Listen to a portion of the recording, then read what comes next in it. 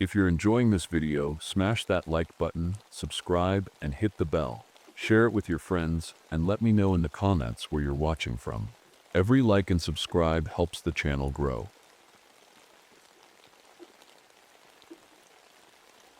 My name is Catherine Masterson, but most people just call me Kate. I'm 35, a wildlife biologist specializing in wolf behavior, and I work as a ranger in Denali National Park, Alaska. It's not an easy job, but it's the only life I've ever wanted. Out here, surrounded by snow-covered mountains and endless wilderness, I feel like I belong. My closest companion is Yukon, my half-wolf dog. He's been with me for years, and honestly, I trust him more than most people. This winter was supposed to be like any other. A small crew of us, just me, Frank Delgado and Howard Pierce, were stationed at the northern outpost to monitor wildlife and handle emergencies. The northern station is remote, isolated even by Alaskan standards. Once the snow sets in, you're cut off from the world for months. But that's part of the job. We were preparing for the long winter ahead when things started to feel off. It began with the wolves. I've spent years studying them, tracking their movements, listening to their howls. But something about their behavior this year wasn't right. At night, they would gather near the station in complete silence. No howling, no growling, just standing there in the snow, watching. It was eerie. Then we found the caribou. Frank and I were out on a routine survey when we stumbled across it. A mutilated carcass lying in the snow. At first glance, it looked like a predator attack, but when I got closer, I realized the wounds weren't natural. They were precise, almost surgical. No animal could have done that. The first blizzard of the season hit not long after that. The storm was fierce, shaking the walls of the station and burying everything in snow. That night, as I sat by the fire with Yukon curled up at my feet, I looked out the window and saw lights dancing above the mountains, auroras brighter than anything I'd ever seen before. They shimmered and twisted in colors that didn't seem natural, deep purples and greens mixed with flashes of red. The next day, during a survey trip near an old trailhead, I found something unexpected: ancient artifacts buried under the snow. There were carved bone amulets and tools that looked like they belonged to some long-lost indigenous culture. When we got back to the station, I showed them to Moses Yazzie, a local Athabascan guide who sometimes worked with us. His face turned pale when he saw them. "These are warnings," he said quietly. "You shouldn't have touched them." "Warnings about what?" I asked. He hesitated before answering. "Star spirits," he said finally. "They hunt during winter." I wanted to laugh it off as superstition, but there was something in his voice that stopped me. He wasn't joking. As the days passed, more strange things started happening. Our radio communications became unreliable. Static would break through our signals at random intervals, sometimes accompanied by strange frequencies that sounded almost like whispers. One night, I recorded the wolves howling again and ran a quick analysis on my laptop out of curiosity. The patterns weren't random. They were synchronized in a way that suggested intelligence. And then there was the missing hiker case from last summer, the one we never solved. All we'd found were his clothes laid out perfectly in the snow, as if he'd just vanished into thin air. I didn't know it yet, but that was only the beginning. The weather turned worse, and soon we were completely cut off. The supply plane that was supposed to arrive got delayed because of the storms, leaving us with just what we had in the station. 3 weeks, Moses had said. It might be 3 weeks before we'd see anyone else. Normally that wouldn't bother me. We were used to being on our own out here. But something about this winter felt different. It wasn't just the snow or the cold, it was the silence. The kind of silence that presses down on you, makes you feel like you're being watched. One night, as I was going through some old files in the station's storage room, I came across a journal. It belonged to a ranger who had worked here back in the 1940s. The entries were faded and hard to read, but one passage caught my attention. He wrote about wolves behaving strangely, about lights in the sky, and about a feeling he couldn't shake, that something was out there watching them. I didn't sleep much that night. The next morning, Howard started acting strange. He'd always been a quiet guy, but now he seemed distracted, like he wasn't fully there. I caught him standing by the window in the middle of the night, staring at the sky. When I asked him what he was doing, He just mumbled something about the lights and went back to bed. Then there were the malfunctions. Equipment that had worked perfectly fine before started breaking down for no reason. Radios, generators, even my laptop. At first I thought it was just bad luck or maybe the cold messing with the electronics. But when I looked closer, I noticed a pattern. The malfunctions seemed to line up with constellations: Orion one night, Cassiopeia the next. It didn't make any sense. And then there were the ice formations. I found the first one inside one of our storage sheds, a perfect spiral of ice growing out of the floor like a frozen flower. The shed had been locked all winter. There was no way water could have gotten in there to freeze. But there it was, glinting in the dim light from my flashlight. I showed it to Frank later that day. He didn't say much, just stood there staring at it with a look on his face I couldn't quite read. Moses came back to check on us. A few days later, he brought food and supplies from his village and stayed for dinner that night. As we ate, I told him about everything we'd seen: the wolves, the lights, the ice formations. He listened quietly, his face growing darker with every word. "You need to leave," he said finally. "We can't." I told him. "The storms, then you need to prepare," he interrupted. "For what?" Frank asked. Moses hesitated before answering. "They're coming." "Who's coming?" I pressed. He looked at me with an expression I'll never forget. Fear mixed with something else. Pity. "The ones who travel between stars," he said softly. "They use the auroras as pathways." I wanted to argue with him, to tell him it was ridiculous, but deep down I knew he believed every word he was saying. That night, after Moses left, Frank and I went out on patrol near one of our observation points. The temperature had dropped to record lows, colder than anything I'd ever experienced before, and even bundled up in layers of gear, I could feel it biting into my skin. We found a cave not far from where we'd parked the snowmobile. Inside, the walls were covered in frozen blood, hundreds of streaks running down toward the floor like some kind of horrific painting. Some of it looked fresh. Most of it didn't. Frank turned to me with wide eyes. "What is this?" he whispered. "I don't know," I said honestly. But deep down I was starting to understand whatever was happening here wasn't natural, and it wasn't new either. Back at the station that night, I went through more of those old journal entries and cross-referenced them with historical weather patterns and solar activity charts from NASA's database, thankfully saved offline on my laptop. What I found made my stomach drop. Every 88 years during periods of solar minimum, there were reports of strange disappearances and unexplained phenomena in this region. And this winter, we were right in the middle of another solar minimum. I didn't tell Frank or Howard what I'd found, not yet, but I could feel it hanging over me like a shadow. Whatever was coming, it had happened before. And this time, we might not survive it. The auroras grew stronger with each passing night. They weren't just in the distance anymore.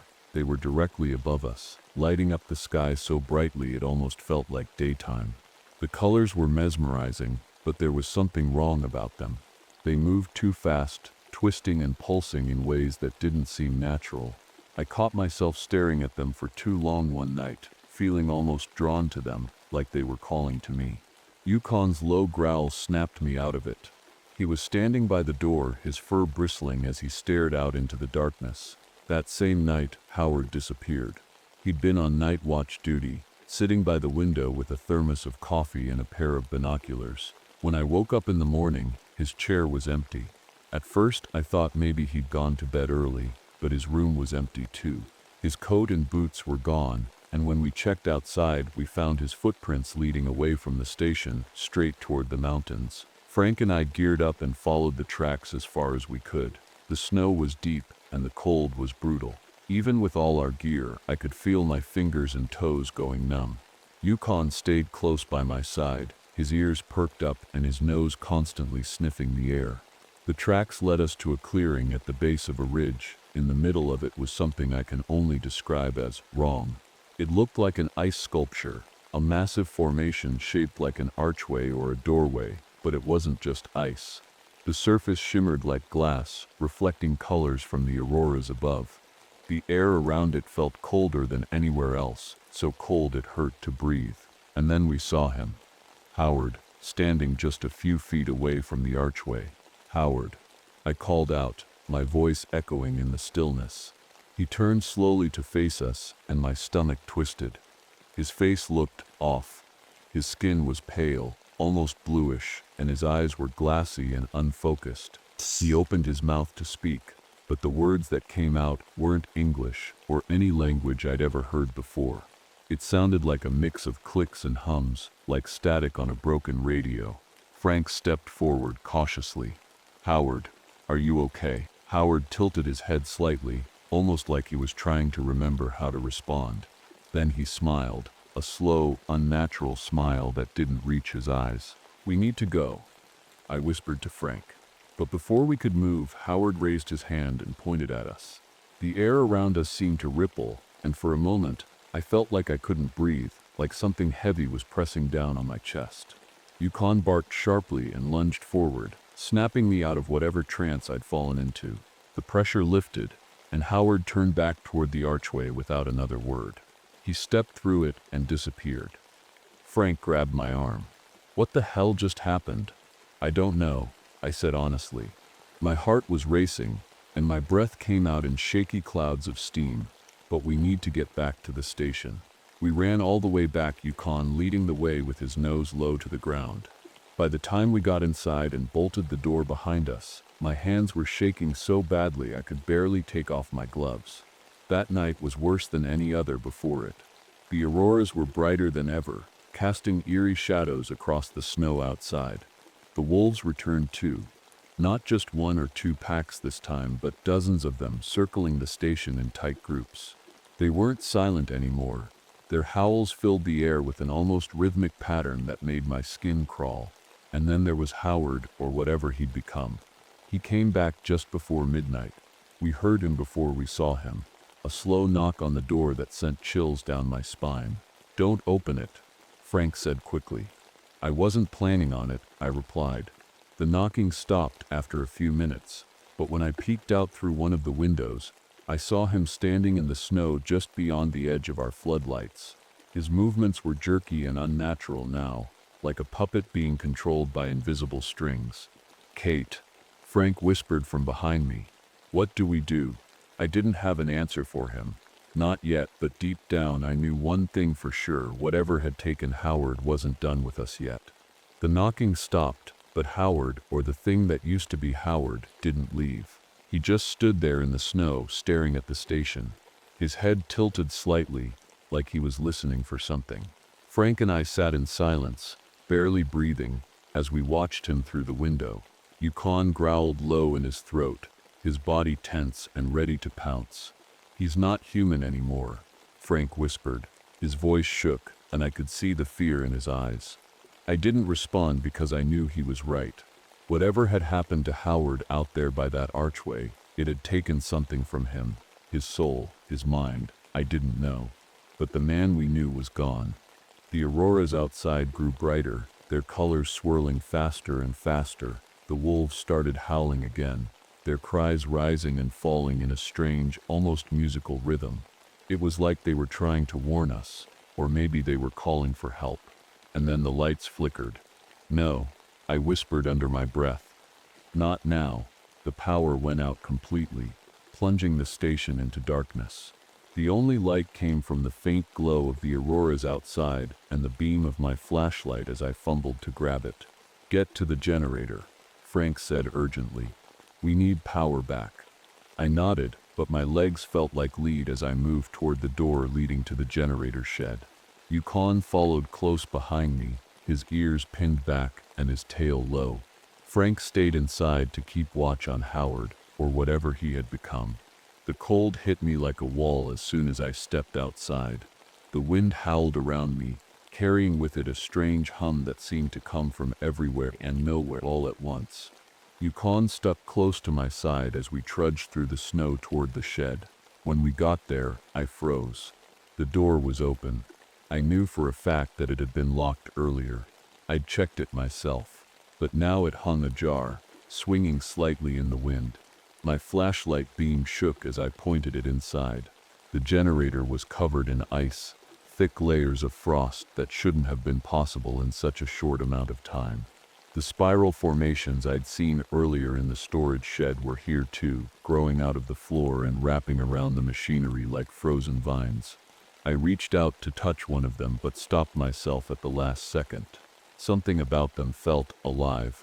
Yukon growled again, his fur bristling as he stared into the shadows at the back of the shed. I followed his gaze but saw nothing, just darkness and more ice. "We don't have time for this," I muttered to myself, forcing my hands to stop shaking as I worked on clearing enough ice off the generator to get it running again. My fingers felt numb even through my gloves, but after what felt like an eternity, I managed to get it started. The lights flickered back on inside the station just as Yukon barked sharply behind me. I spun around just in time to see a shadow move across the snow outside, a tall, thin figure that didn't look entirely human. "Go!" I shouted at Yukon as we bolted back toward the station. My heart pounded in my chest as we ran through the snowdrifts, slipping and stumbling but refusing to stop until we were safely inside. Frank was waiting for us by the door, his face pale and his hands gripping a rifle tightly. "What happened?" he asked as he slammed the door shut behind us. "There's something out there," I said breathlessly. "Something other than Howard." Frank didn't ask any more questions. He didn't need to. The look on my face must have told him everything he needed to know. The rest of that night passed in a blur of tension and fear. The wolves stayed close to the station, their howls growing louder and more frantic with each passing hour. Howard never moved from his spot outside, but every so often we'd hear faint knocking on one of the windows, always soft, always deliberate, and then came dawn. Or what should have been dawn. The sky stayed dark even as morning approached. The auroras didn't fade like they usually did. Instead, they seemed to grow stronger, casting eerie shadows across the snow-covered ground. That's when Moses arrived with help. He came with 2 tribal elders from his village, both of them carrying bundles of what looked like herbs and carved wooden tools. They didn't waste any time asking questions or explaining themselves. They just got straight to work setting up some kind of ritual around the station. "What are you doing?" Frank asked nervously as one of them began chanting softly under their breath. "Protecting you," Moses said simply. His voice was calm but firm, the kind of voice that made you want to trust him even when nothing made sense. I watched as they lit small fires around the perimeter of the station and placed those carved tools in precise patterns on the ground. The air seemed to grow heavier with each step they took, as if something unseen was pushing back against them. And then Moses turned to me with a serious expression on his face. "You need to be ready," he said quietly. "This isn't over yet." The air inside the station felt heavy, like the walls were closing in on us. Moses and the elders worked quickly, their movements precise and purposeful. They spoke in low voices, words I couldn't understand, but there was an urgency to everything they did. Yukon stayed by my side, his growls softer now, but his body still tense. He could sense it too. Whatever was out there wasn't going to wait much longer. Frank paced back and forth near the window, gripping his rifle so tightly his knuckles turned white. "What exactly are we preparing for?" he asked, his voice sharp. "Because whatever this is, it's not something we can shoot." Moses didn't answer right away. He was busy sprinkling some kind of powder around the doorway, muttering under his breath as he worked. Finally, he looked up at Frank, his face calm but serious. "They're not from here," he said simply. "They don't think like us. They don't feel like us. And they don't stop." Frank let out a shaky laugh, but there was no humor in it. "Great. That's just great." I stayed quiet, watching Moses and the elders as they moved around the station. Part of me wanted to ask a million questions. What were these things? Why were they here? How could we stop them? But another part of me didn't want to know the answers. The auroras outside grew brighter again, their colors swirling faster than ever before. The wolves started howling in unison, their cries rising and falling in a way that sent chills down my spine. It wasn't random. It was a pattern, almost like a song, and then we heard it. A sound unlike anything I'd ever heard before, low and resonant, like the hum of a massive machine or the deep groan of ice shifting under pressure. It seemed to come from everywhere at once, vibrating through the walls and floor of the station. "What is that?" Frank whispered, his eyes wide. Moses didn't answer. Instead, he motioned for us to follow him to the center of the room where he and the elders had set up a small fire surrounded by those carved tools I'd seen earlier. The flames flickered and danced in strange patterns, casting long shadows across the walls. "They're testing us," Moses said quietly. Looking for a way in, I swallowed hard, my throat dry as sandpaper. "Can we stop them?" Moses met my eyes, and for a moment I thought I saw doubt flicker across his face, but then he nodded firmly. "We can hold them off," he said, "but it won't be easy." Before I could ask what he meant by that, there was a loud bang against one of the windows, a sharp, deliberate knock that made all of us jump. Yukon barked furiously, his body pressed against my leg as if trying to shield me from whatever was outside. Frank raised his rifle and moved toward the window cautiously. "Don't," I said quickly, grabbing his arm. "Don't look." But it was too late.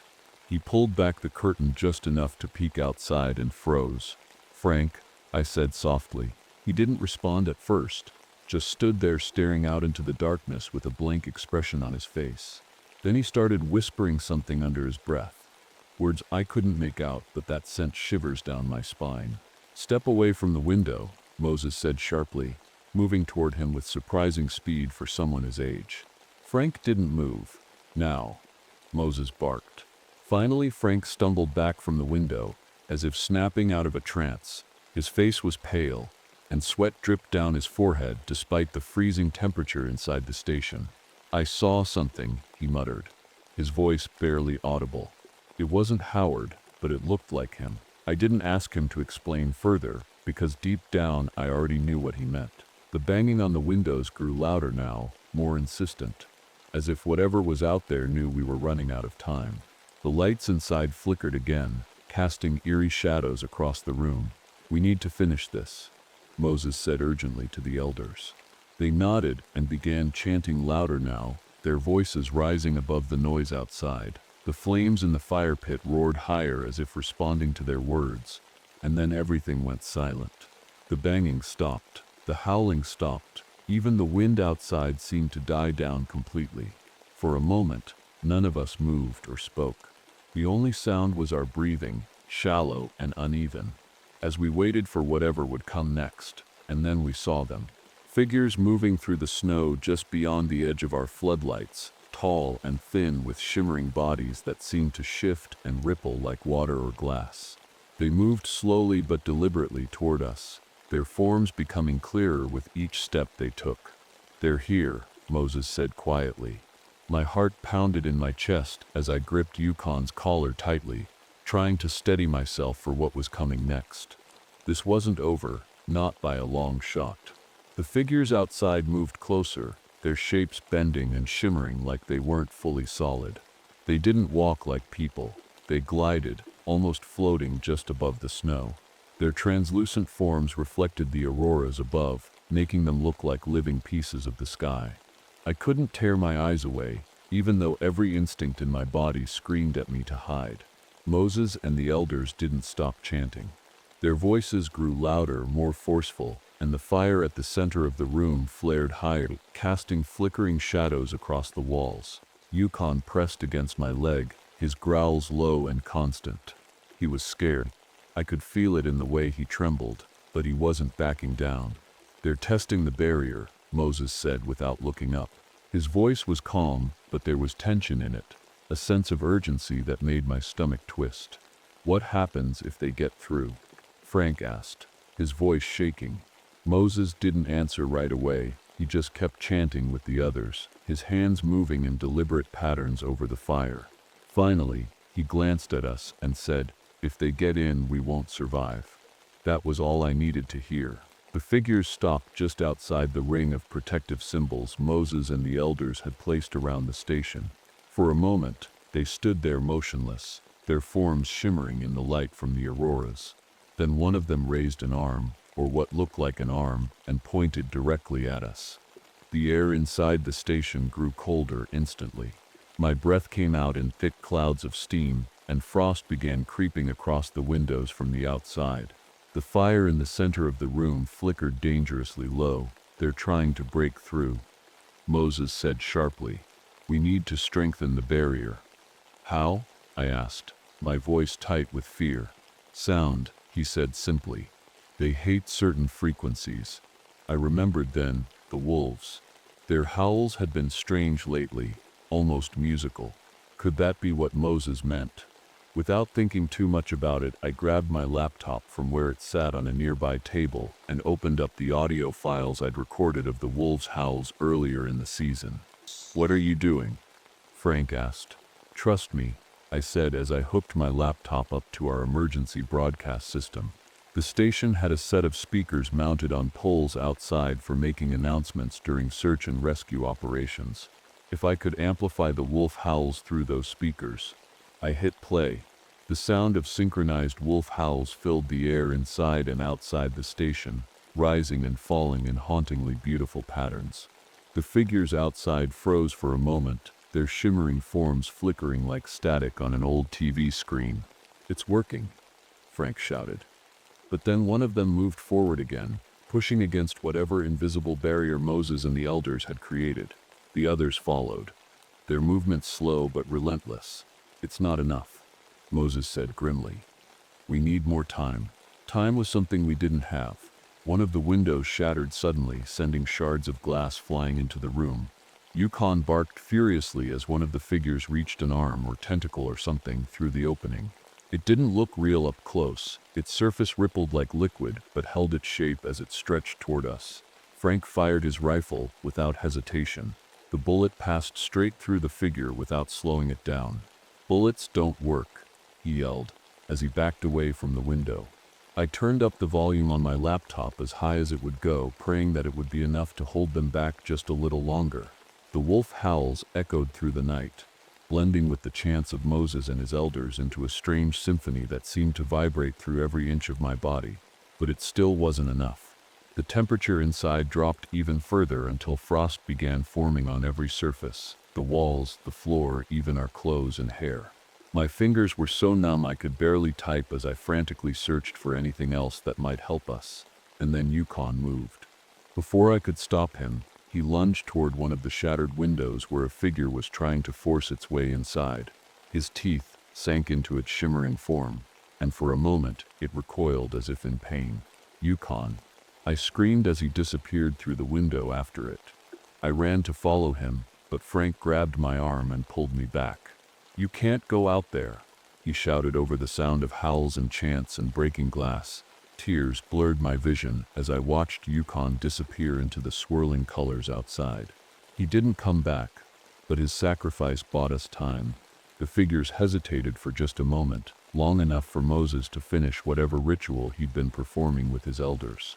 The fire roared higher than ever before, sending sparks flying into the air as a wave of heat washed over us despite the freezing cold outside. And then, they were gone.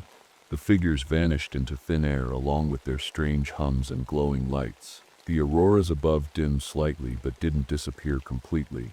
They hung there like a reminder that this wasn't over yet.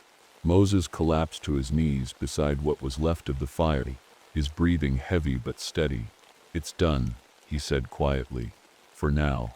I sank to the floor beside him, too exhausted to speak or even cry anymore.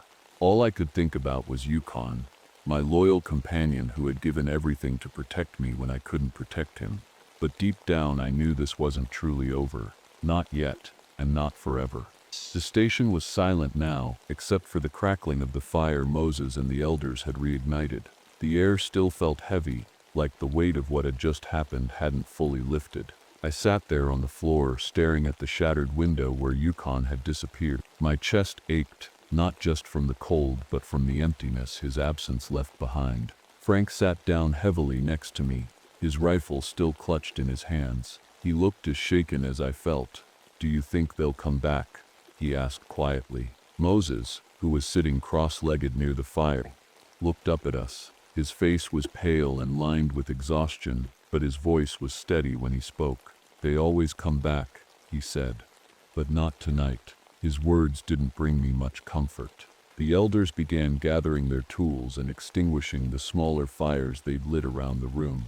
They moved with a calm efficiency, but I could see the strain in their faces too. Whatever they'd done to protect us had cost them something, just like it had cost Yukon. I stood up slowly, my legs shaky beneath me, and walked over to the window. The auroras were still there, swirling faintly in the dark sky like a distant storm that hadn't fully passed. The snow outside was untouched now, as if nothing had happened, but I knew better. "They're not gone, are they?" I asked Moses without turning around. "No," he said simply. "They're waiting." "For what?" Frank asked from behind me. "For another chance," Moses replied. "Another opening." I turned to face him then, anger bubbling up through my exhaustion. "How do we stop them?" "For good?" Moses met my eyes, and for the first time since this nightmare began, I saw something in his expression that looked like regret. "You can't," he said softly. "Not completely. That's not good enough," I snapped. My voice cracked, but I didn't care. "People have died because of this. Yukon died because of this. There has to be a way to end it." Moses stood slowly, leaning heavily on a carved wooden staff one of the elders handed him. He walked over to me and placed a hand on my shoulder, a gesture meant to comfort me, though it didn't. "This has been happening for longer than you or I have been alive," he said quietly. "Every 88 years, during the solar minimum, they come through the auroras looking for something we can't understand. All we can do is survive until they leave." I shook my head, tears stinging my eyes again. "That's not enough." "It has to be," he said firmly. I wanted to argue with him, to demand answers or solutions, but I didn't have the energy anymore. Instead, I turned back to the window and stared out at the empty snowfield where Yukon had vanished. The rest of that night passed in a haze of exhaustion and grief. Moses and the elders stayed with us until dawn, or what should have been dawn, but the sky remained dark and overcast, as if even the sun was afraid to rise. By morning, the auroras had faded completely, leaving only a cold gray sky overhead. The wolves were gone too, their tracks disappearing into the trees like ghosts fading into nothingness. Moses and his elders packed up their things and prepared to leave shortly after sunrise, or what we guessed was sunrise based on our watches. "You'll be safe for now," Moses said as he stood by the door with his pack slung over one shoulder. "But you need to be careful during future winters, especially during solar minimums." I nodded numbly, not trusting myself to speak without breaking down again. As they left, Frank and I stood by the window watching them disappear into the trees. The station felt emptier than ever without their presence, and without Yukon's familiar shape curled up by my side. "We should write this up," Frank said after a long silence, "for the report." I shook my head slowly. "Who's going to believe us?" He didn't respond because we both knew the answer. No one would. The weeks that followed were some of the hardest of my life.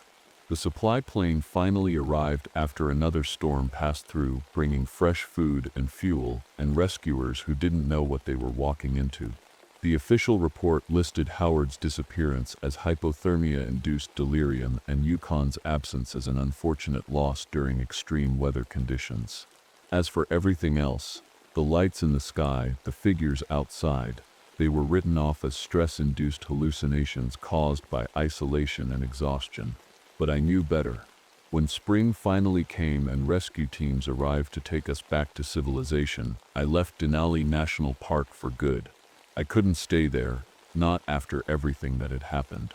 Now I work at an observatory far from Alaska, tracking solar activity and monitoring auroras across the globe. It's not much compared to what happened that winter, but it's something, a way to stay vigilant in case they ever come back. And at night, when I look up at those swirling lights in the sky, I keep a recording of wolf howls ready on my laptop, just in case. Because deep down, I know Moses was right, they're waiting for another chance. And next time, they might not leave any survivors at all.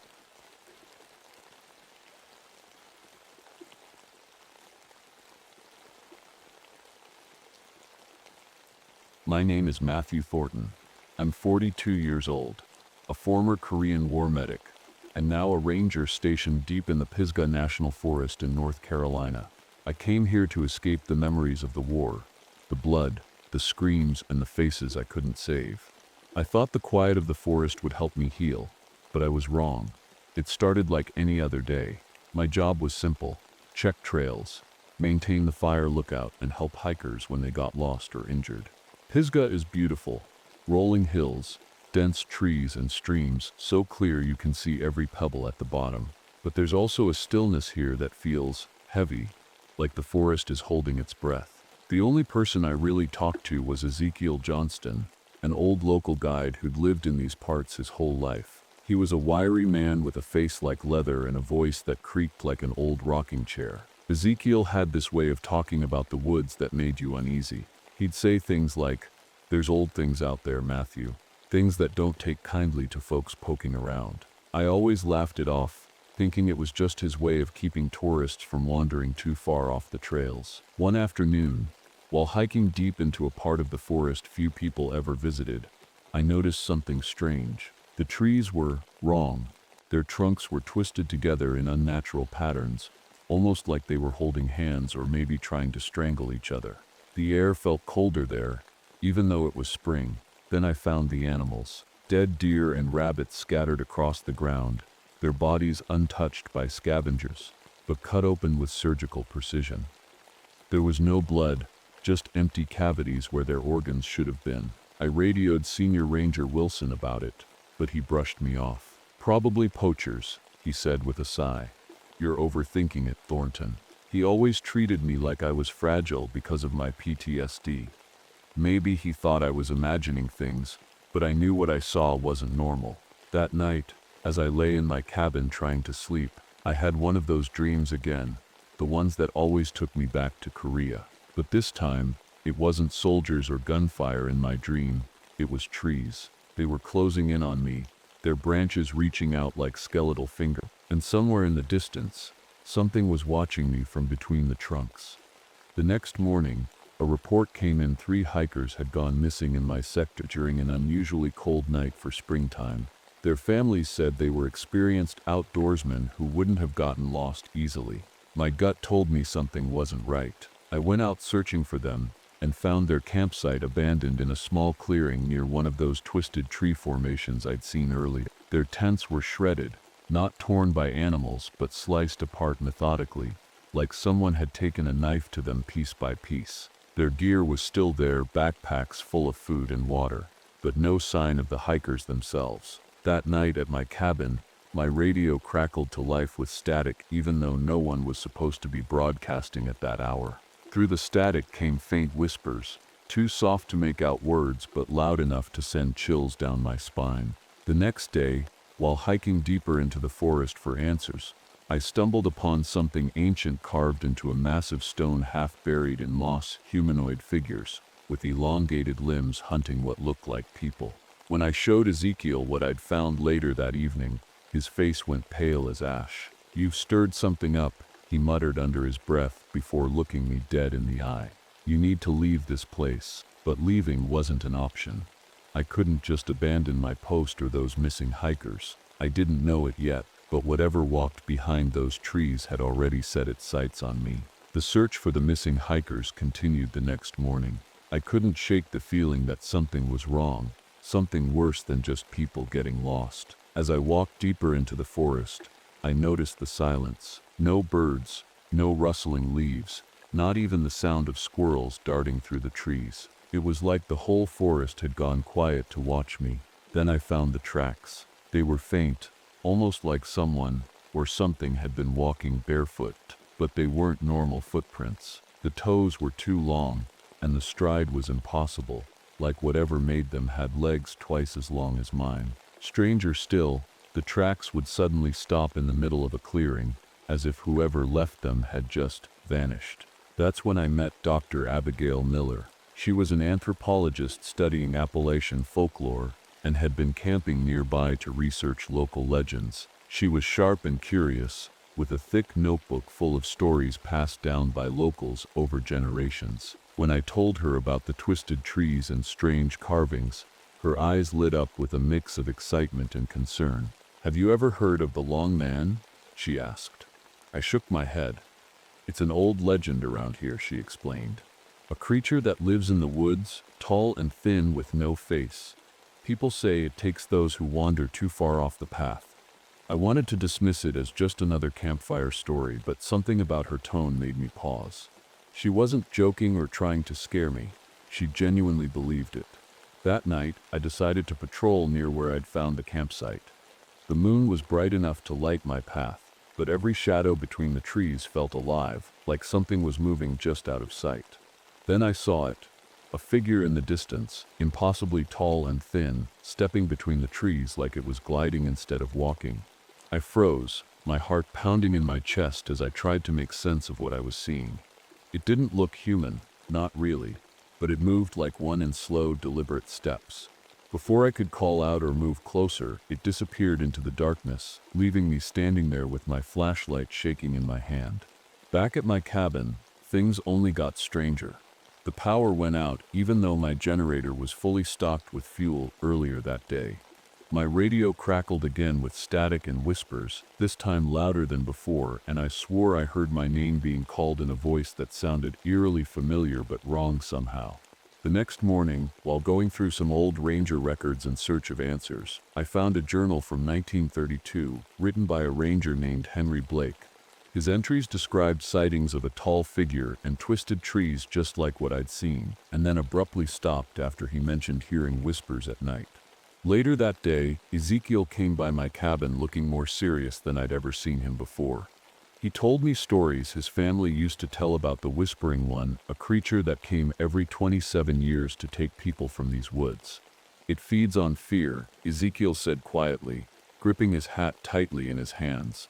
"It doesn't just kill, it plays with you first." I wanted to believe he was just spinning tales to scare me, but deep down I knew he wasn't lying. That evening, we found one of the missing hikers, or what was left of her anyway. Her name was Linda Hawkins, and she was alive but barely hanging on. She was curled up against a tree trunk, her clothes torn and her skin pale as snow. She kept muttering over and over again, "The man with no face, he's watching, he's always watching." When Abigail examined her later at a nearby ranger station, she pointed out strange marks on Linda's arms, small cuts arranged in patterns almost like symbols. Whatever this thing was, it wasn't done yet. After finding Linda, I couldn't stop thinking about her words, "Thus pawn, the man with no face, he's watching." The way she said it, her voice shaking, her eyes wide with terror. He was had. It stuck with me. Whatever was out there wasn't just taking people, it was tormenting them first. Abigail and I decided to work together. She believed that the stories and legends she'd been studying might hold some clues about what we were dealing with. We set up camera traps and recording equipment in the areas where I'd seen the twisted trees and strange tracks. If something was out there, we were going to catch it on film. The first night, nothing happened, but when we checked the recordings the next morning, there was something on the audio whispers. They were faint, almost drowned out by static, but you could hear them if you listened closely. Abigail swore some of the words sounded like Old English, the kind spoken centuries ago. The second night was different. Around midnight, while we were out checking one of the cameras, I saw movement in the distance. My flashlight caught a glimpse of something tall slipping between the trees, too fast to get a good look at it. Abigail saw it too, and for the first time since I met her, she looked scared. When we returned to my cabin later that night, we found something waiting for us on the front porch, a deer carcass. Its body had been mutilated in the same precise way as the other animals I'd found, organs removed, no blood. But this time, its head had been twisted all the way around to face backward.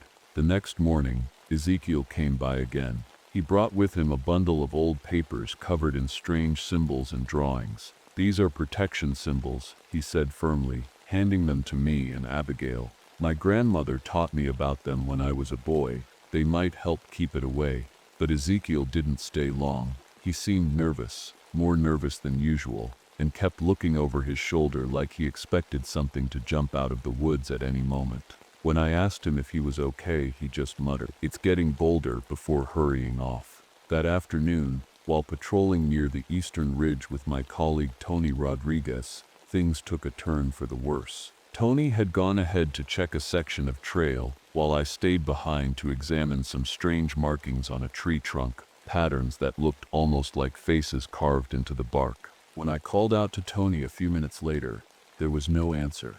I followed his trail until I reached a clearing where his radio lay on the ground next to his hat. His uniform was folded neatly at the base of one of those twisted trees, but Tony was gone. I radioed for help and organized a search party, but we didn't find anything except more of those strange tracks that started and stopped without warning. That night, back at my cabin, I started hearing whispers again, this time louder and clearer than before. They weren't coming from my radio anymore, they were coming from outside my window, and they weren't just random murmurs, they were calling my name in voices I recognized, voices of people I'd lost in Korea. Abigail spent hours poring over old records and folklore accounts that night, while I stood watch outside with my rifle in hand. She found something chilling. Every 27 years there had been reports of disappearances in this part of Pisgah stretching back to 1851. Each time, survivors described seeing a tall figure with no face that fed on fear and trauma. "It's targeting you," Abigail said quietly as she looked up from her notes. "Your PTSD, your memories from the war, it's feeding on that." I didn't want to believe her. I couldn't. But deep down I knew she was right.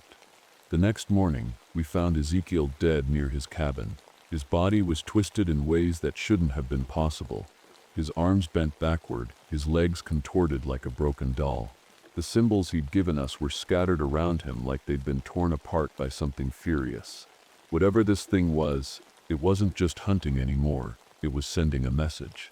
Ezekiel's death shook me to my core. He'd warned me, tried to help, and now he was gone. I couldn't let this thing keep taking people. I had to stop it, even if it killed me. Abigail and I spent the day preparing. We didn't have much to work with, just a few old symbols Ezekiel had left behind, some flares and my rifle. But Abigail had an idea. She'd found references in her research to fire and light being the only things that could weaken the Whispering One. If we could lure it out and trap it, maybe we could destroy it or at least drive it away. We chose a clearing deep in the forest as our battleground. It was surrounded by those twisted trees, and the air there felt wrong, like the forest itself didn't want us there. We set up a ring of firewood soaked in gasoline and placed ultraviolet lights around the perimeter. Abigail said UV light might disrupt whatever this thing was. As night fell, I stood in the center of the clearing with my rifle in one hand and a flare in the other. Abigail stayed hidden nearby with the camera equipment, ready to document whatever happened. I didn't have to wait long. The whispers started first, faint at first, but growing louder with every passing minute. They came from all around me, circling like predators closing in on their prey. Then came the voices, familiar voices that made my stomach turn cold. Matthew. It was my buddy from Korea, the one who died in my arms all those years ago. "Why didn't you save me?" I gritted my teeth and tightened my grip on the rifle. "You're not real," I muttered under my breath. "You're not him." But the voices didn't stop. They kept coming. My mother's voice, Ezekiel's voice, even Tony's voice, all calling out to me, accusing me, begging for help. And then I saw it. The figure stepped out of the shadows at the edge of the clearing, impossibly tall and thin with skin like bark stretched over bone. It had no face, just a blank expanse where its features should have been, but somehow I could feel it watching me. Its arms were too long, its fingers dragging along the ground as it moved closer. I lit the flare and held it high, trying to keep my hands steady despite the terror clawing at my chest. "Come on," I muttered through gritted teeth. "Come and get me." The creature stopped just outside the ring of firewood, tilting its head like it was studying me. Then it stepped forward, and that's when I lit the gasoline. The flames roared to life, surrounding us both in a circle of fire. The creature let out a sound I'll never forget, a high-pitched screech that made my ears ring and my vision blur. It wasn't just a sound, it was like it was inside my head, clawing at my thoughts. I raised the rifle and fired, but the bullets didn't seem to do much more than slow it down. It lunged at me with those impossibly long arms, its fingers grazing my shoulder as I stumbled backward. Abigail shouted something from behind me, I couldn't make out what, but then she turned on the UV lights we'd set up around the clearing. The creature recoiled instantly, its body twisting and writhing like it was in pain. This was our chance. I grabbed one of Ezekiel's symbols from my pocket and pressed it against its chest, or what I thought was its chest, and it let out another ear-piercing screech before collapsing into a heap on the ground. But it wasn't over yet. As the flames burned higher around us, the creature began to split apart, its body breaking into smaller versions of itself that scattered into the trees like shadows fleeing from light. "Abigail," I shouted as one of them lunged at her from behind. She screamed as it dragged her into the darkness before I could reach her.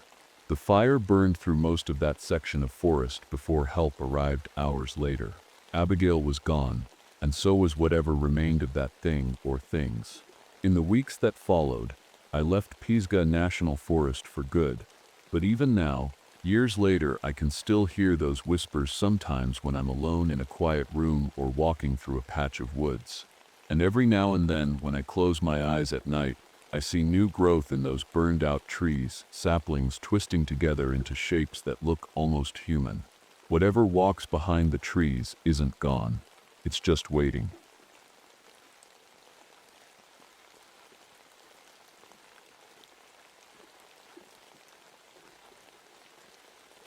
My name is Thomas Kirkwood. I've been a ranger in the Superior National Forest for nearly 20 years. I've seen my fair share of harsh winters, but nothing could have prepared me for what happened that January. It was the coldest month I'd ever experienced. Temperatures so low it felt like the air itself could shatter. But it wasn't just the cold that made this winter unforgettable. It was something far worse. I was stationed at a remote base camp deep in the northern section of the forest. Our team was small but dependable. Diane Reynolds ran communications, a sharp-witted woman who could fix a busted radio faster than anyone I'd ever met. Peter Olson, a grizzled veteran ranger, had been in these woods longer than I'd been alive. Then there was Mark Winters, a rookie who still had that eager shine in his eyes. He reminded me of myself when I first started, full of energy, but completely unaware of how unforgiving this forest could be. The first strange thing happened during one of my patrols. The snow was falling steadily, blanketing everything in white, when I noticed something unusual, a trail of blood leading off into the trees. At first, I thought it might have been an injured deer, or maybe even a wolf fight, but as I followed it deeper into the forest, my stomach twisted. The trail led to a perfectly circular clearing where no snow had fallen. The ground was bare, as if something had melted it away, and in the center was a strange symbol etched into the dirt, a circle with jagged lines radiating outward like claws. I stood there for what felt like forever, staring at that clearing, my breath clouding in front of me. Something about it felt wrong. The air was too still, too quiet, like the forest itself was holding its breath. I didn't know what to make of it, so I turned back and headed to camp. When I got back, Joseph Lightfoot was waiting for me. Joseph was an Ojibwe guide who occasionally worked with us during search and rescue missions. He had this calm presence about him, like he knew things most people didn't. I told him about the clearing and the symbol, hoping he might have some explanation. He frowned and shook his head. "You shouldn't have gone there," he said quietly. "What do you mean?" I asked. Joseph hesitated before answering. "That's Wendigo territory." I laughed nervously, thinking he was joking, but his expression didn't change. He went on to explain that the Wendigo wasn't just some old legend. It was a spirit born from greed and hunger, capable of turning people into monsters when they gave in to their darkest desire. He warned me about the coming hunger moon, a time when food would be scarce and desperation could drive people to do terrible things. I didn't believe him, not really, but his words stuck with me. Over the next few days, things got stranger. We started finding animal carcasses scattered around the forest, deer and rabbits torn apart in ways that didn't make sense. Their insides were wrong, like they'd been turned inside out without any signs of a struggle or predator tracks nearby. Then there was the abandoned research station we stumbled across during another patrol. It looked like it hadn't been used in years, dust-covered equipment and overturned chairs. But what caught my attention were the walls. They were covered in writing, Mathematical equations mixed with frantic warnings scrawled over every surface. Dode, don't look at it. It's always hungry. Stay out of the circle. Asterisk. I didn't know what to make of it all, but Peter brushed it off as some crackpot scientist losing his marbles. Still, I couldn't shake this growing sense of unease. Things escalated when we got word that 3 college students had gone missing while on a photography trip in our section of the forest. Their families said they were experienced hikers who knew how to handle rough conditions, but after 3 days without contact, we knew something was wrong. We brought out search dogs to help track them down, but even they seemed spooked by something in the woods. They'd bark and growl at shadows or refuse to move past certain points altogether. When we tried forcing them forward, they became aggressive, snarling and snapping at us like they were terrified of whatever lay ahead. That night, as I sat alone in my cabin trying to make sense of everything, I started having dreams, nightmare-y really, of being hunted through endless pine forests by something I couldn't see but could feel closing in on me with every step. The next morning, Joseph pulled me aside again. "You need to be careful," he said firmly. "The Wendigo doesn't just take flesh, it takes your mind too." I wanted to dismiss his warnings as superstition or folklore, but deep down I couldn't shake the feeling that he might be right. The search for the missing students started early the next morning.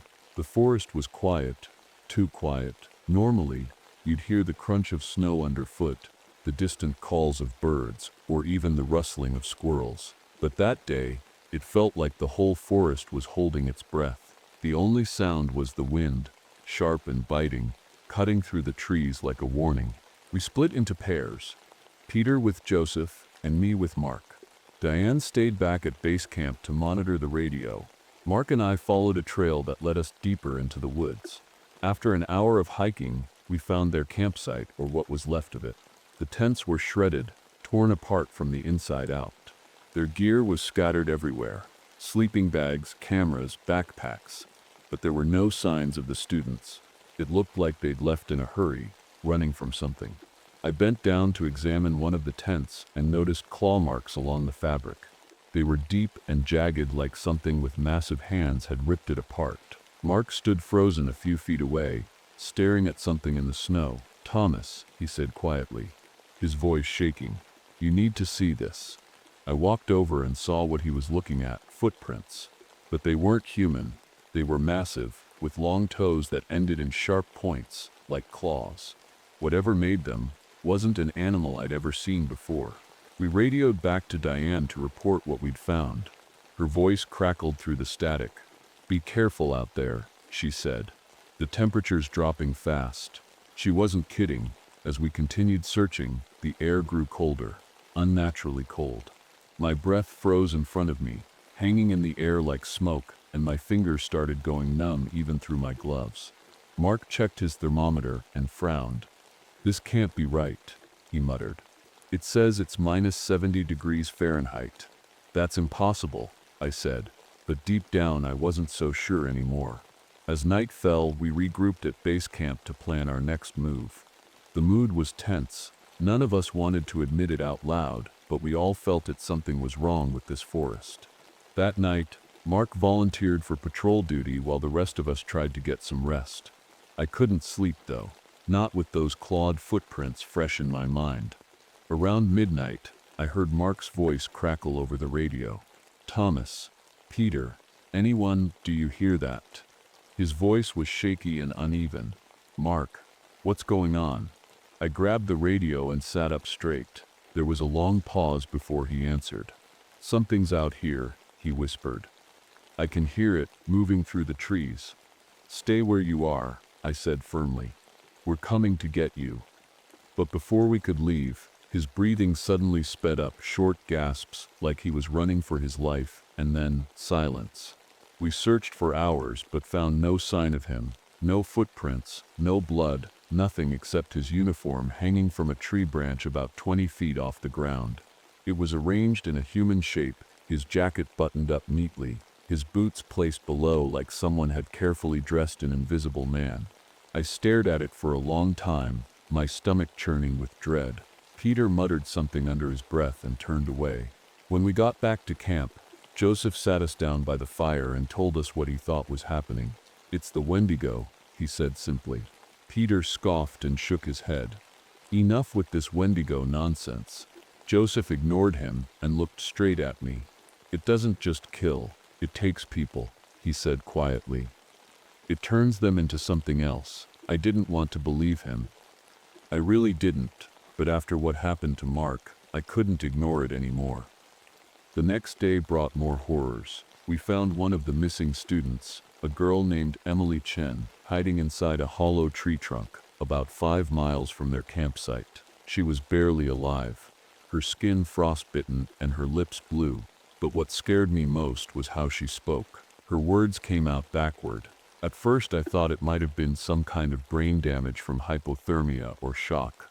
But then she started drawing something in the snow, a circle with jagged lines radiating outward, the same symbol I'd seen in that clearing days ago. "What does it mean?" I asked her gently. She didn't answer.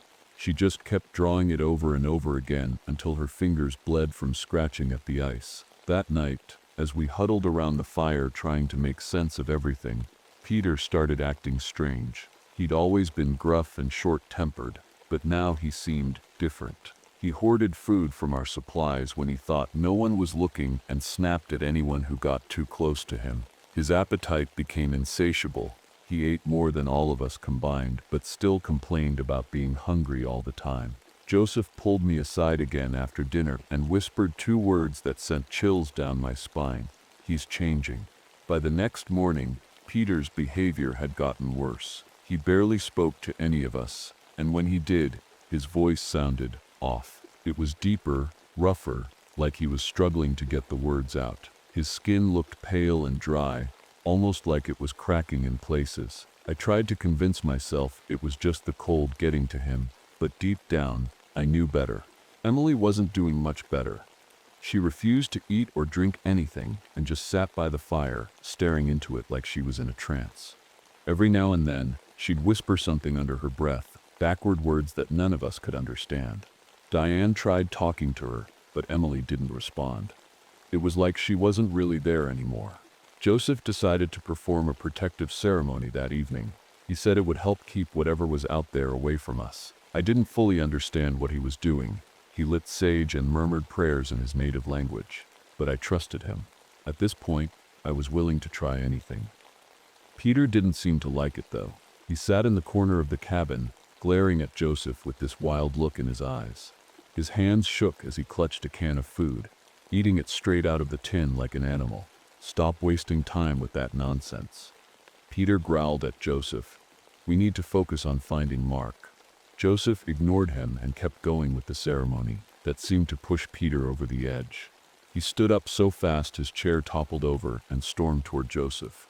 "Enough," Peter shouted, his voice booming through the small cabin. I stepped between them before things got out of hand. "Peter, calm down," I said firmly. "We're all on edge, but this isn't helping." He glared at me for a moment before backing off, muttering under his breath as he returned to his corner. That night, we heard something outside the cabin, heavy footsteps crunching through the snow. They were slow and deliberate, circling the cabin like whatever it was knew we were inside. Diane grabbed the radio and tried calling for help, but all we got was static. Then came the knocking. It wasn't loud, just a soft tapping on the windows and walls, but it sent chills down my spine. There was no way anyone could be out there in this cold, at least no one human. Joseph grabbed his rifle and motioned for us to stay quiet. The knocking stopped after a few minutes, but none of us dared move until morning. When dawn finally came, we found more of those massive clawed footprints outside the cabin, along with something else. Blood smeared across one of the windows in a strange pattern that looked almost like writing. Emily saw it first and started screaming, a raw guttural sound that didn't even sound human anymore. She clawed at her own face as if trying to tear something off her skin. "She's infected," Joseph said grimly. "Infected?" Diane asked, her voice shaking. Joseph nodded. "The Wendigo spreads its curse through desperation, through hunger.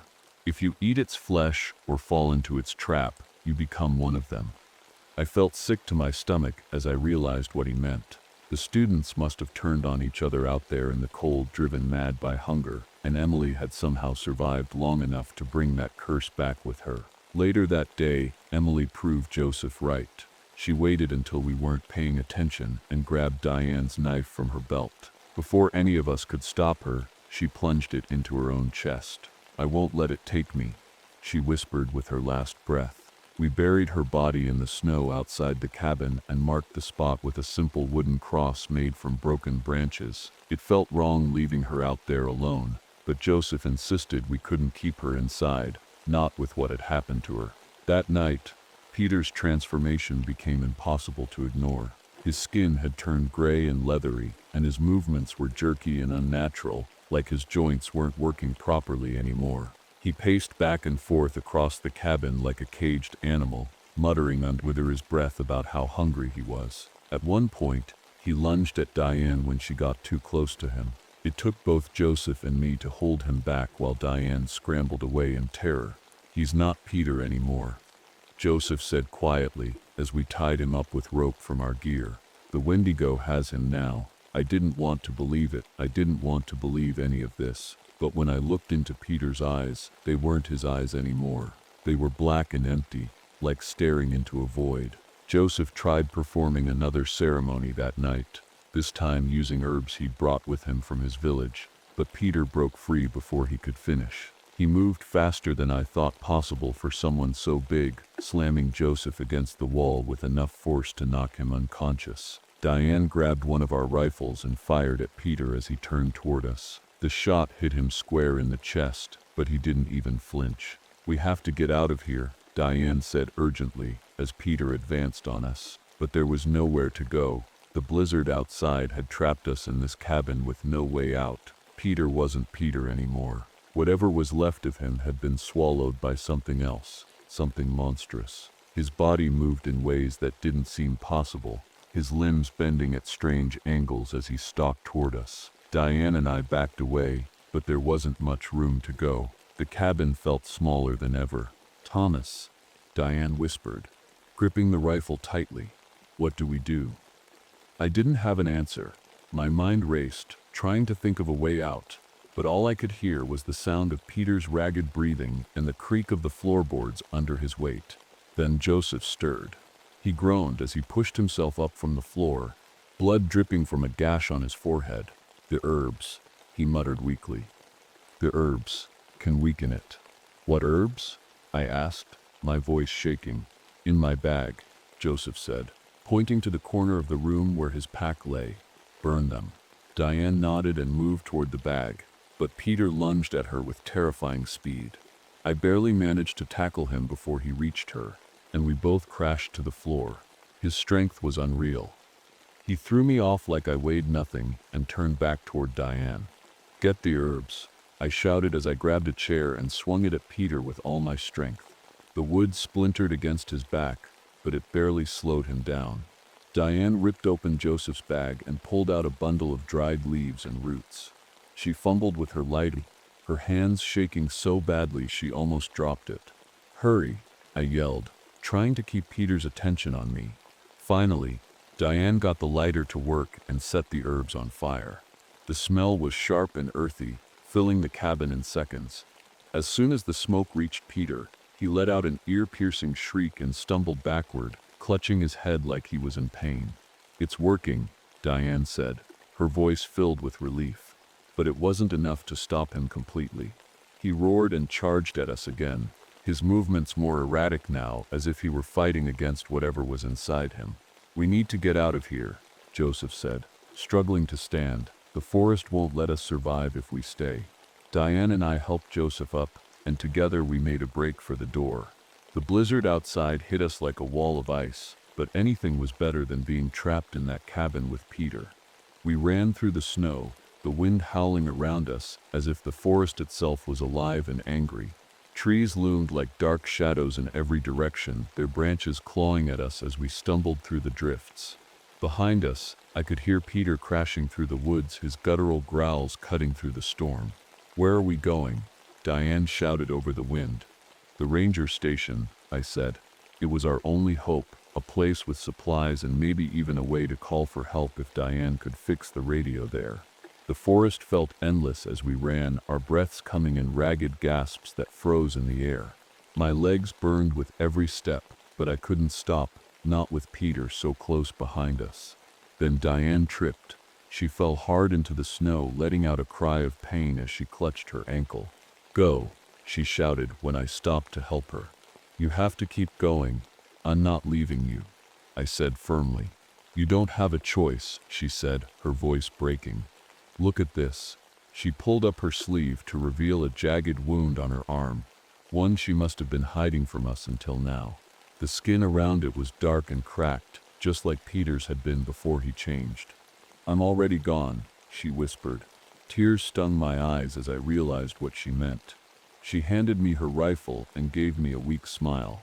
"Make it count." Before I could argue, she stood up and limped away from me toward the sound of Peter's growls. "Hey," she screamed into the storm. "Come and get me." Peter's growls grew louder as he changed direction, heading straight for her. I wanted to run after her. I wanted to save her, but deep down I knew there was nothing I could do. I turned and kept running toward the ranger station, my heart breaking with every step. When I finally reached it, my relief was short-lived. The door was open slightly, snow blowing inside across the floorboards. Something wasn't right. I stepped inside cautiously, gripping Diane's rifle tightly as I scanned the room. At first glance it looked empty, just another abandoned building swallowed by winter. But then I noticed movement in one of the corners. It was one of our rescue team members, or at least it used to be. His skin was pale and stretched tight over his bones, his eyes black pits that stared straight through me. He smiled, a slow, unnatural grin that sent chills down my spine, and then more figures emerged from the shadows behind him. They were all infected. I backed away slowly until my back hit the wall.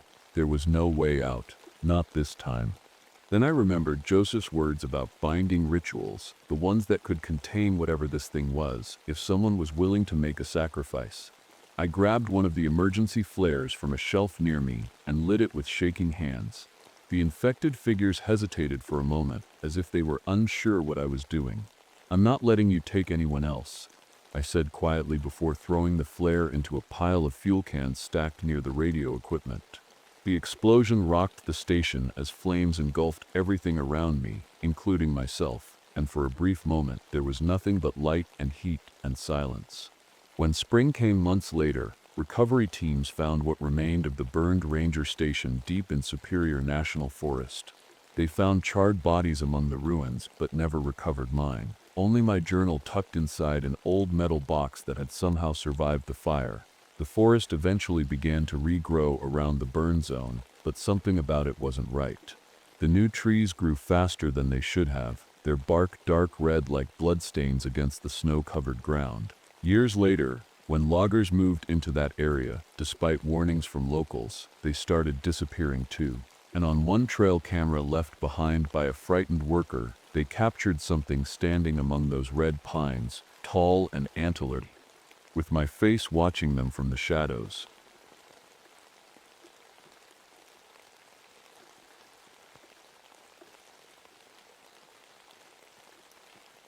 My name is James Redfield, but most people just call me Jim.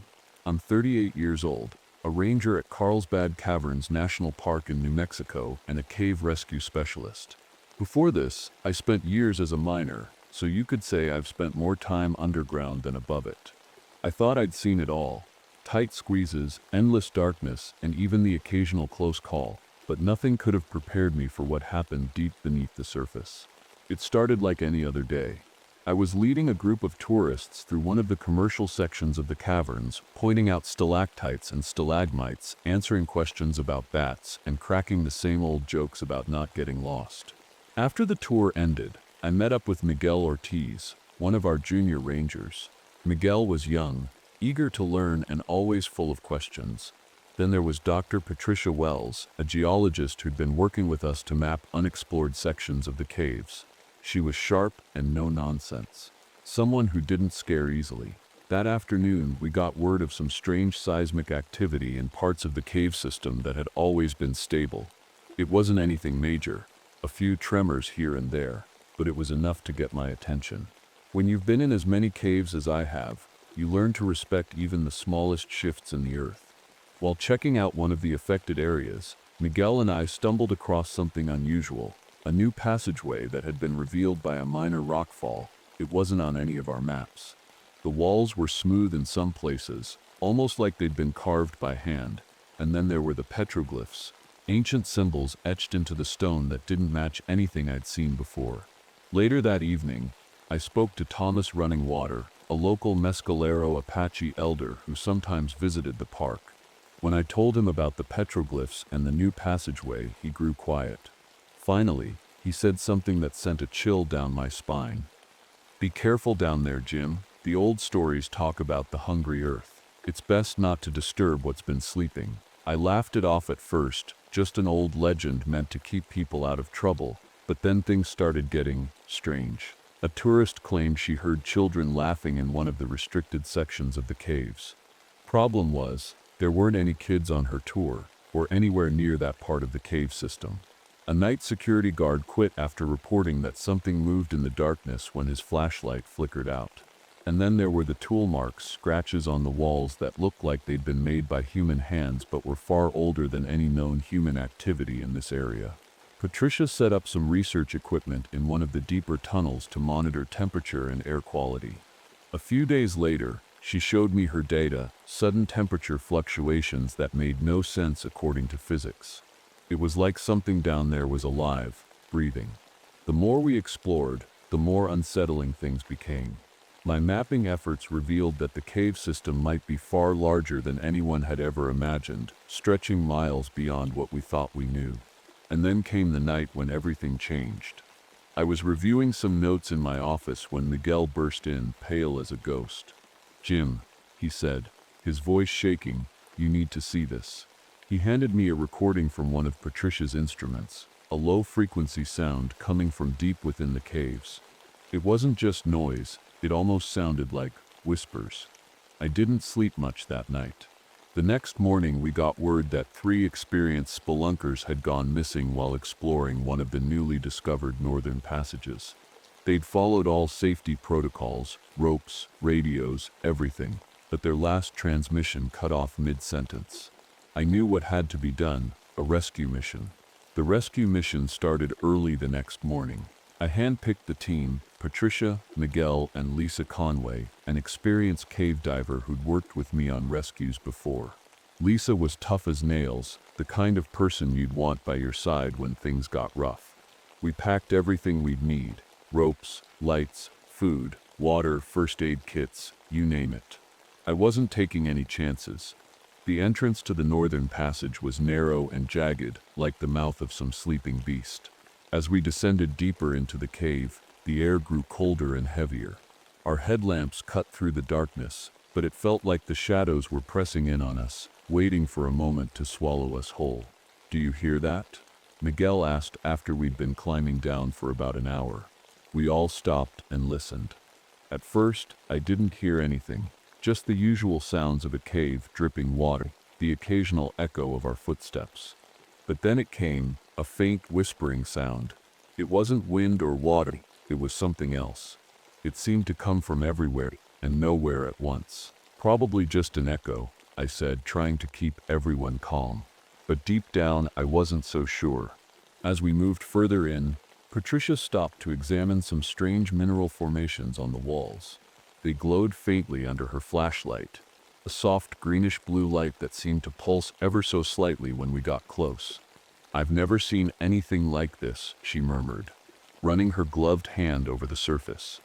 "It's almost alive." "Let's keep moving," I said. The longer we stayed in one place, the more uneasy I felt. About 2 hours into our descent, we found the first sign of the missing spelunkers, a backpack lying abandoned near a massive vertical shaft that wasn't on any of our maps. The shaft was enormous, at least 50 feet across, and seemed to drop straight down into darkness. "Looks like they tried to climb down," Lisa said, pointing to a rope anchored to a nearby rock. I leaned over the edge and shone my light downward. The beam barely reached halfway before being swallowed by blackness. My stomach tightened. Something about this place felt wrong. We decided to follow their lead.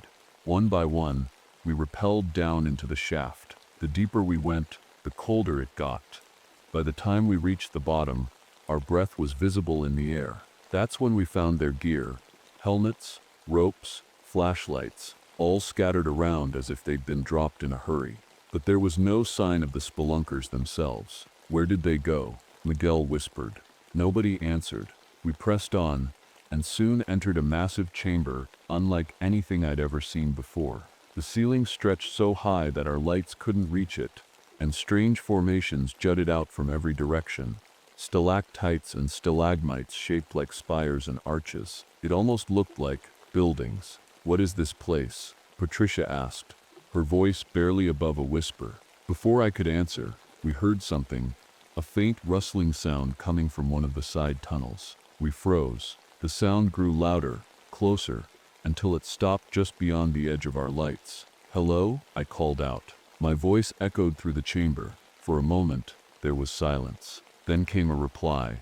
Not words exactly, but a series of clicking sounds that sent shivers down my spine. "Did you hear that?" Miguel asked, his voice trembling. I nodded slowly. "Stay close." As we moved toward the source of the sound, we found something even more unsettling. An old journal lying on the ground near a broken lantern. The cover was faded and worn, but inside were entries written in shaky handwriting dated back to the 1930s. "What's it say?" Lisa asked as I flipped through the pages. Most of it was unreadable. Water damage had smudged the ink, but one passage stood out. "They are not human anymore. They watch from the dark, they wait." I closed the journal and stuffed it into my pack. Whatever had happened here all those years ago wasn't something I wanted to think about right now. We kept moving, and eventually found one of the missing spelunkers, Marcus Shaw, hiding in a narrow crevice in the rock wall. His face was pale as chalk, and his eyes were wide with terror.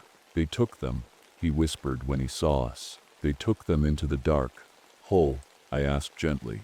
"Who took them?" He didn't answer right away. Instead, he pointed toward another tunnel leading deeper into the cave system.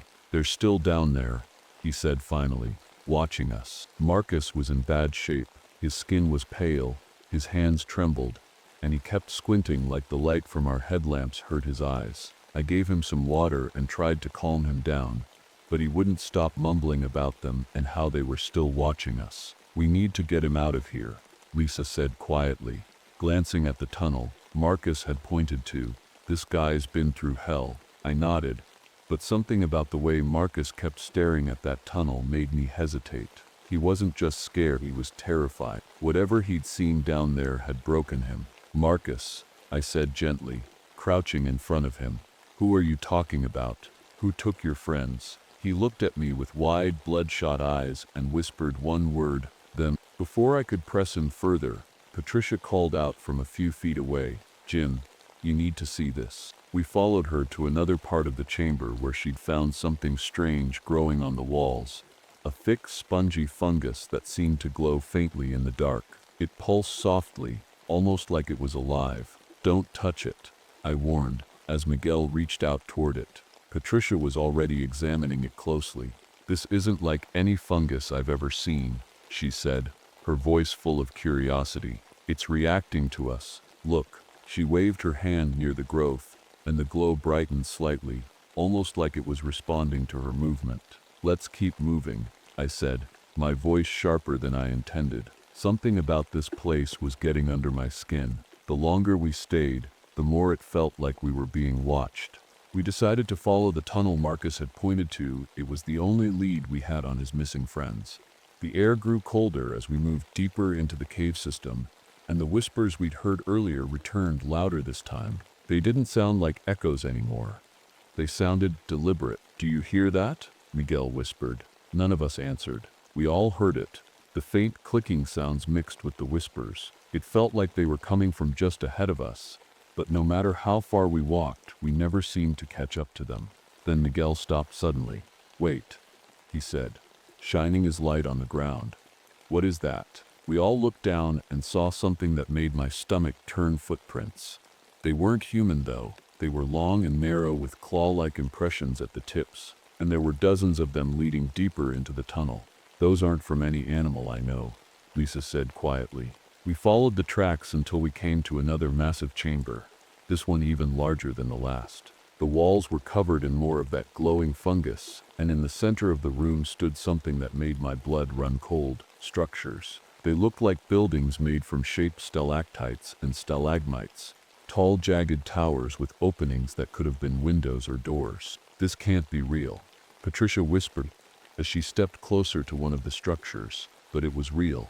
Too real. As we moved further into the chamber, our equipment started acting up, radios crackled with static, flashlights flickered, and even our watches stopped working properly. It felt like the cave itself didn't want us there. Then we heard it again, the clicking sounds, but this time they were louder, closer. "Jim," Lisa whispered, her voice tight with fear. "We're not alone." I turned my headlamp toward one of the tunnels leading into the chamber, and that's when I saw them. At first, they looked like shadows moving along the walls, but as they stepped into the dim light of our lamps, their shapes became clear, pale, elongated humanoid figures with eyeless faces and skin so thin you could see their veins beneath it. They moved silently, except for the clicking sounds they made with their mouths, or whatever passed for mouths. Marcus let out a low whimper and backed away until he hit the wall behind him. "They're here," he whispered. "They've been waiting." The creatures didn't attack right away. They just stood there watching us. Or at least I thought they were watching us. Without eyes, it was hard to tell what they were looking at or thinking. Patricia took a step forward as if she was drawn to them. "They're not animals," she said softly. "They're intelligent." "Patricia," I said firmly, grabbing her arm before she got too close. "We need to leave now."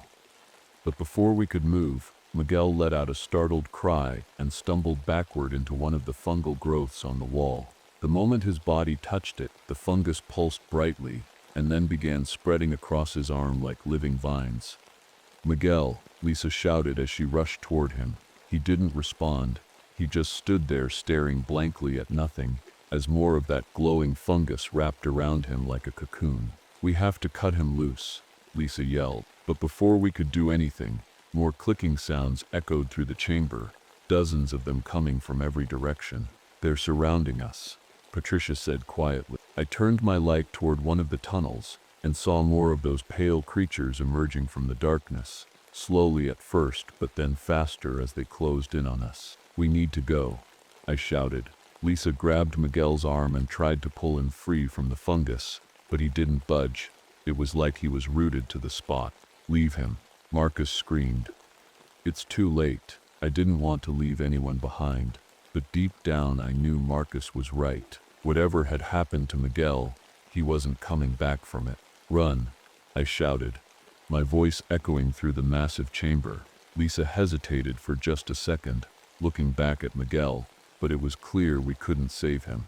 The glowing fungus had spread across his chest and neck, and his face was completely blank, like he wasn't even there anymore. She let go of his arm and turned to follow us as we bolted toward the nearest tunnel. The clicking sounds grew louder, faster, and I could hear the creatures moving behind us, their bare feet slapping against the stone floor. My heart pounded like a drum as we ran, our headlamps bouncing wildly and casting eerie shadows on the walls. Every time I glanced back, I saw them, those pale, eyeless figures closing the distance between us. We didn't stop running until we reached a narrow passageway that forced us to slow down. The walls were so tight we had to squeeze through one at a time. I went first, pulling Marcus along behind me while Lisa and Patricia brought up the rear. "Keep moving," I urged as Patricia struggled to push her pack through the gap. "They're getting closer." Lisa yelled from behind her, her voice filled with panic. I shone my light back down the passage and saw one of the creatures crawling toward us on all fours, its long limbs bending in unnatural ways. It moved quickly, its clicking sounds echoing off the walls like some kind of twisted language. "Hurry," I shouted. Patricia finally made it through, and Lisa followed right after her. We kept moving, but the tunnel seemed to go on forever. The air was colder now, damp and heavy, making it harder to breathe. My legs burned from running, but I didn't dare stop, not with those things chasing us. Then we heard it, a deep rumble that shook the ground beneath our feet. "What was that?" Marcus asked, his voice trembling. I didn't answer because I already knew. The cave was unstable. The seismic activity we'd noticed earlier, it wasn't over yet. If we didn't get out soon, this whole place could collapse on top of us. We finally emerged into another chamber, a smaller one this time with several tunnels branching off in different directions. I stopped to catch my breath and tried to get my bearings. "Which way?" Patricia asked, her voice tight with fear. I looked around frantically, trying to remember the map in my head. But everything looked the same, dark, jagged rock stretching endlessly in every direction. "I don't know," I admitted. "Just pick one."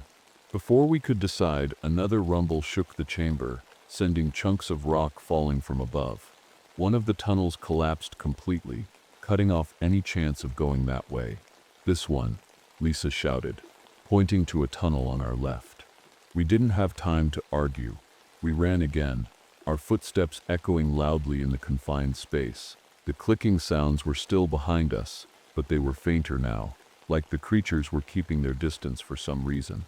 That's when we saw it, a faint glow up ahead. For a moment, I thought it might be daylight, a sign that we were close to an exit, but as we got closer, I realized it wasn't sunlight at all. It was coming from another fungal growth, this one much larger than anything we'd seen before. The fungus covered almost every surface of the chamber ahead of us, glowing brightly enough to light up the entire space, and in the center of it all was something that made my stomach turn. Patricia, or at least what was left of her. She stood motionless in front of a massive fungal organism, a pulsating mass of glowing tendrils that seemed to grow out of the very rock itself. Her skin was pale and covered in patches of fungus that seemed to spread with every passing second. She turned slowly as we entered the chamber and looked at us, not with fear or pain, but with something else, something almost peaceful. "It's beautiful," she said softly, her voice calm and distant. "It's alive, and it's waiting for us." "Patricia," I said cautiously, stepping toward her. "We need to leave." She shook her head slowly. "You don't understand," she said. "This isn't just a cave, it's a living thing, an ancient thing. And it's offering us something incredible." "What are you talking about?" Lisa demanded. "Evolution," Patricia replied simply. "It's showing us what comes next." I didn't know what she meant, and honestly, I didn't care. All I knew was that we had to get out of there before it was too late. "Patricia," I said again, more firmly this time, "come with us." But she just smiled, a sad, distant smile, and turned back toward the glowing mass in front of her. "I'm staying," she said quietly. Another rumble shook the ground beneath us, stronger this time, and chunks of rock began falling from above again. "We have to go," Lisa shouted as she grabbed my arm. I hesitated for just a moment before turning away from Patricia and pulling Marcus along with me toward another tunnel on the far side of the chamber.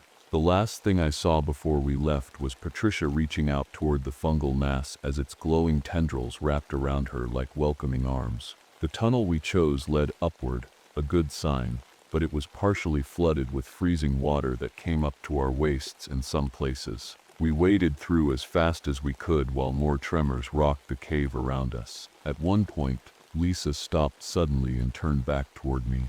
"Go," she shouted over the sound of rushing water and falling rocks. "I'll hold them off." "No," I yelled back. "We stick together." But she didn't listen. She shoved me forward and turned back toward the tunnel behind us, where more clicking sounds echoed ominously in the distance. "Go," she screamed again before disappearing into the darkness behind us. I wanted to go after her. I really did. But Marcus grabbed my arm and pulled me forward. "She's buying us time," he said desperately. "Don't waste it." With tears stinging my eyes, I kept moving forward until finally we saw daylight ahead of us. We emerged into open air just as another massive tremor shook the ground behind us. The entrance to the cave collapsed completely. Seconds later, sealing everything and everyone inside forever. The sunlight stunned my eyes as Marcus and I stumbled out of the cave, gasping for air. The world outside felt unreal, too bright, too open, too alive. For a moment, we just stood there, staring at the collapsed entrance behind us. The ground was still trembling slightly, but the worst of it seemed to be over. The cave was gone now, buried under tons of rock and earth. Lisa was gone. Patricia was gone. Miguel was gone, and whatever those things were, the pale creatures, the fungus, they were sealed down there too. I hoped. Marcus sat down on the ground, his head in his hands. He hadn't said a word since we escaped. I didn't blame him. What could you even say after something like that? I wanted to comfort him, to tell him it was over, that we were safe now. But deep down I wasn't sure if that was true. Park officials arrived not long after. They'd felt the tremors from miles away and came to investigate. When they found us sitting there, covered in dirt and shaking like leaves, they started asking questions. What happened? Where was the rest of our team? Why had the cave collapsed? I told them as much of the truth as I could without sounding insane, that we'd gone in to rescue the missing spelunkers, that we'd encountered unstable conditions deep in the cave system, and that a sudden seismic event had caused the collapse. I didn't mention the creatures or the fungus or Patricia's final words about evolution. Who would believe me? The official report blamed it all on natural causes, unstable rock formations, gas exposure causing hallucinations, and panic leading to poor decisions. They filled in what remained of the Northern Passage and declared it off limits to everyone. But even after all that, I couldn't shake the feeling that it wasn't over. A few weeks later, I started noticing strange things around my house. At first it was small, tiny patches of mold growing in places where there shouldn't have been any, on my bedroom wall, inside my closet, even on my boots by the door. I cleaned it up every time, but it kept coming back. Then there were the dreams, vivid nightmares of being back in that cave surrounded by glowing fungus and those pale creatures watching me from the shadows. Sometimes I'd wake up in a cold sweat, swearing I could still hear their clicking sounds echoing in my ears. One night, I woke up to find a faint greenish-blue glow coming from the corner of my bedroom. My heart nearly stopped as I got out of bed and walked toward it. There, on the wall near my window, was a small patch of glowing fungus, just like what we'd seen in the cave. I scrubbed it off immediately and tried to convince myself it was nothing. A trick of the light or some harmless mold reacting to moisture, but deep down I knew better. The final straw came a few days later when I heard them, the whispers. It started late at night when everything else was quiet. At first I thought it was just the wind outside, or maybe a neighbor's TV left on too loud. But as I listened closer, I realized it wasn't coming from outside, it was coming from inside my house. The whispers were faint but unmistakable, soft voices speaking in a language I couldn't understand. And then came the clicking sounds, just like before. I didn't sleep at all that night. The next morning, I packed a bag and drove back to Carlsbad Caverns National Park. The entrance to the Northern Passage was still sealed off with heavy concrete barriers and warning signs posted everywhere. But as I stood there staring at it, I felt something pulling me back, an invisible thread tugging at my mind. I told myself it was just curiosity or maybe guilt for leaving Patricia and Lisa behind. But deep down, I knew what it really was. They were calling me. That night, under the cover of darkness, I climbed over the barriers and made my way back to where it all began. The whispers grew louder with every step I took until they weren't whispers anymore. They were voices calling my name, Jim. I reached the edge of the sinkhole where the entrance had once been and stopped. For a moment, everything was silent except for my own breathing.